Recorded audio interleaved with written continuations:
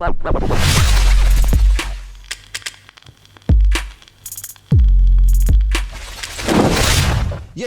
welcome to another video. City have topped the group, beating PSG 2-1 with a game in hand as well, bro. A game in hand, and we topped the group in a group that consists of Messi, Mbappe, Neymar, all in one team. Absolutely. How have we done that? It's a madness. It's a madness. Got loads to discuss. Before we do, guys, please smash a like on the video if you do enjoy it. We're going to go for like 1,500 for today as the target, so please smash a like on it. Subscribe to the channel as well if you are new, and hit the notification bell. And a massive shout out to our sponsor today is the guys at OneFootball. If you've never heard of OneFootball, they've got an app that you can download completely for free. When you download it, select your club as your favourite team, so City for most of you, and you get all the City news. I'm talking like transfer news, transfer rumours, you get team lineups, live scores, and my favourite thing that I use all the time is in-game stats. It's absolutely mega. It's got a load of list of in-game stats updated live, so it's actually sick.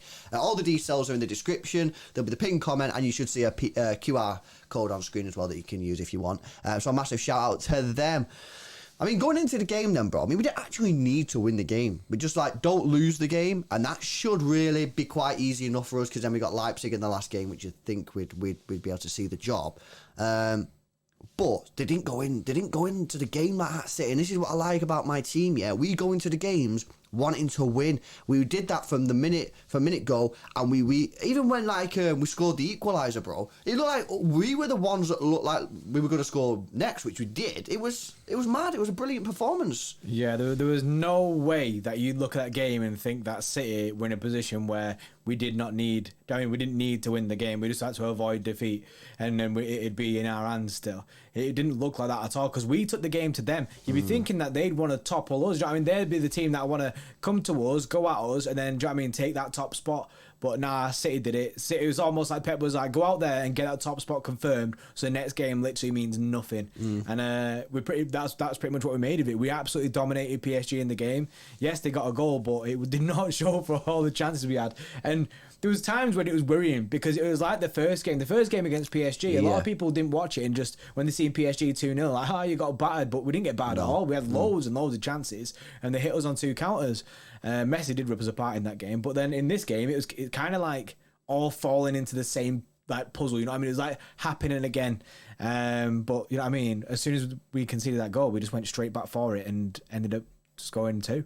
It was sick. It was a big comeback. It was brilliant. You know what I found absolutely hilarious? Our Pep has this brain and the confidence, the arrogance to be playing one of the best teams in Europe, and the guy plays Zinchenko, mate, in an advanced role. Like, he was almost playing false 9, this guy, at times during the game. It was absolutely bizarre. I mean, Zinchenko coming into the team anyway was kind of a risk, because he's not played that much football. Not because we don't like him. We like Zinchenko. I think he's a good player. But he's just not played that much football because Cancelo's kept him out of the team.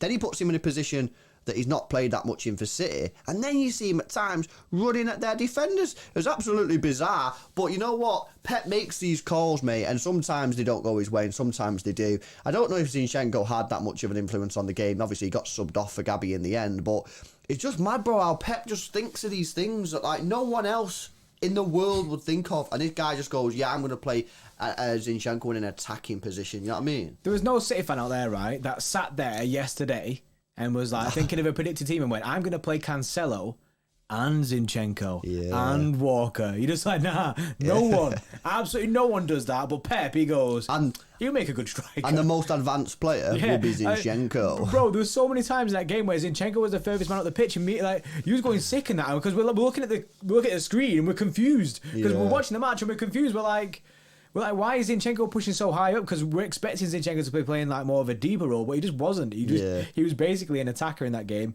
which was wild to see. But what I liked from Pep about the Zinchenko situation was when we went 1-0 down, he changed it up straight away. He got Zinchenko off, but Gabby on, and obviously Gabby did end up making kind of an influence. Yeah, I know, absolutely. It was just mad to see Zinchenko play there. Crazy. Someone who started the game ended up getting a goal, Raheem Sterling. Started on the left-hand side, which I wasn't a massive fan getting on, not his current form, and I don't think it was his.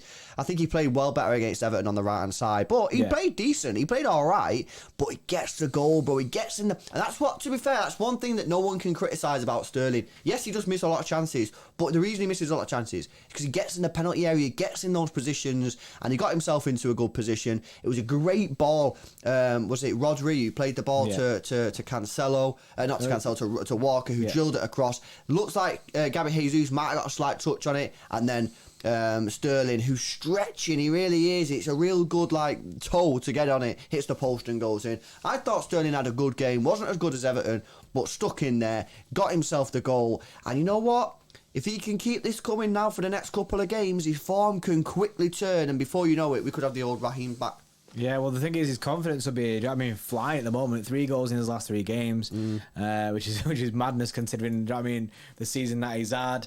He'll be absolutely buzzing with getting that goal. And like I say, he's seen it late. It came through Gabby's legs. He's seen it late. And then last minute, he gets a slightest touch on it, just gets it into the net. And it's a big finish. And that's exactly where we needed him to be at the right time. And sometimes it happens for him and sometimes it doesn't work out. But at the moment, things are going well for Sterling. Yeah. And personally, I'm absolutely buzzing for him. I'm absolutely buzzing for Raheem Sterling because he's been getting loads of stick and that every time he's been playing and stuff. He's had massive periods out of the team. And to see him now coming back into it and getting a little bit of confidence back, especially I feel like today, he didn't show much of his confidence. He was a bit slow in his decision making, but on the right hand side against Everton, going back to that, his confidence there was mega, and I feel like this will only help that. You put him back on that right hand side, and he'll be inflated because he knows that he's just scored against PSG. So sick. Nah, it was good to see. You know what? There's loads of stuff to talk about. We're going to do a part 2 tomorrow, so make sure you subscribe and hit the notification bell so you don't miss part 2. Let's go through the player ratings then, and we've got a problem. And you'll see the problem now. Ederson gets an 8.8. Walker 9.6. I thought the guy pocketed Mbappe. I know Mbappe scored, but he scored off the right. I thought Walker was absolutely phenomenal today. Stones 8.8. Diaz 9.2. Again, phenomenal. Cancelo 9.6. Unreal. As if our left back is getting 9.6 ratings on the reg. You know what I mean?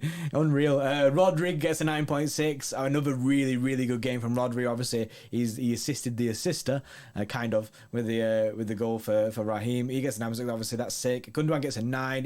Gundogan was really good today. Good today. He was solid. And then Bernardo gets a 9.8. And you look at 9.8 and you're going, oh, that's got to be man of the match. But is it, Brit? It's not, because Mahrez also got a 9.8. 2 phenomenal performances from Bernardo and Mahrez today.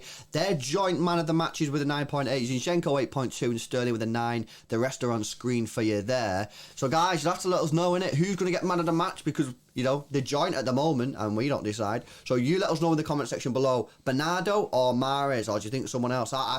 It's a real close one, bro. I don't know. For me, think about it and then come back tomorrow. For me, for my thing, I'll give you mine, innit? I'm leaning at the moment towards Mahrez. I'm leaning. But you know what I mean? We'll let you know tomorrow. I don't know, bro. I don't know. It's a tricky one. Let us know in the comment section below, innit? Guys, if you've enjoyed the video, big up the performance. 2-1 win to City. We're top of the group. Please give the video a thumbs up. We're going to go for 1,500. Subscribe to the channel if you're new. Go check out the OneFootball app. We'll put the QR code and links on screen and stuff like that so you can see that.